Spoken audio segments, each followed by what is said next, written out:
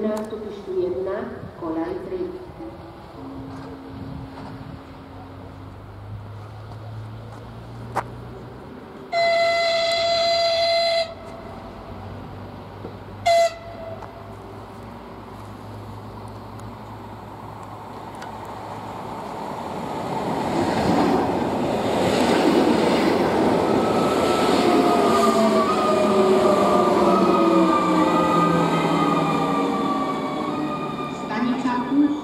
Osobný vlak železničnej spoločnosti Slovensko zo smeru Nové Mesto nad Váhom, ktorý pokračuje smer Považská Bystrica a Žilina, pravidelný odchod 16 hodín 19 minút, prišiel k nástupištu 1, koľaj 7.